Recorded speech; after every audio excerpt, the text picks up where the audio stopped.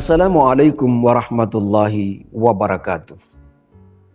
Allah Subhanahu wa taala berfirman, "La in syakartum la azidannakum wa la in kafartum inna adzabi lasyadid." Siapa yang mensyukuri nikmatku, maka akan kutambah nikmat itu kepadanya. Siapa yang mengingkari nikmatku, maka sesungguhnya siksaku sangat pedih. Begitu banyak nikmat yang Allah berikan kepada kita, sampai kita sendiri tidak mampu menghitung nikmat-nikmat itu.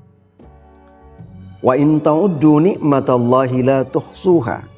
Jika kamu menghitung-hitung nikmat Allah, maka kamu tidak akan sanggup. Begitu banyaknya. Apa tujuannya? Agar kita bersyukur. La'allakum tashkurun. Agar kamu bersyukur, mensyukuri nikmat-nikmat Allah. Tetapi apa yang terjadi? Di dalam ayat Allah mempertanyakan nikmat-nikmatnya. Fabi ayyi ala'i rabbikuma tukadziban.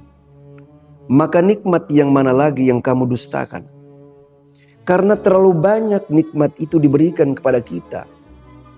Tetapi sayangnya, qalilan ma tashkurun. Sangat sedikit yang bersyukur.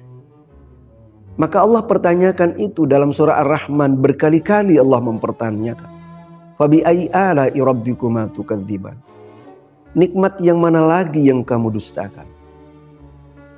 Tetapi ada orang yang diberikan nikmat.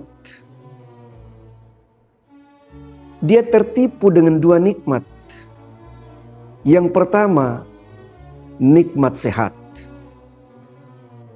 Ketika dia diberikan nikmat sehat, kesehatan yang prima, tapi dia tidak memanfaatkan nikmat sehat itu untuk beribadah kepada Allah.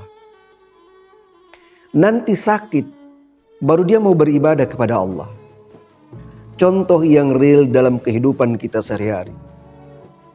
Ketika waktu sehatnya, dia tidak pernah mendekatkan diri kepada Allah. Dia jauh dari masjid. Dia jauh dari ibadah. Tetapi ketika dia sakit, baru dia mau beribadah. Dia mau baca Quran. Dalam keadaan sakit, dia mau baca Al-Quran. Padahal ketika sehatnya, dia tidak memanfaatkan itu untuk membaca Al-Quran. Inilah orang yang tertipu dengan nikmat sehat. Yang kedua, ada orang yang tertipu dengan nikmat waktu luang. Nabi mengingatkan, "Ightanim khamsan qabla khamsin." Gunakanlah 5 hal sebelum datang 5 hal. Manfaatkanlah 5 perkara sebelum datang 5 perkara. Salah satunya adalah gunakanlah atau manfaatkanlah waktu luangmu sebelum datang waktu sempitmu. Ini menunjukkan berapa banyak di dalam Al-Quran Allah bersumpah demi waktu.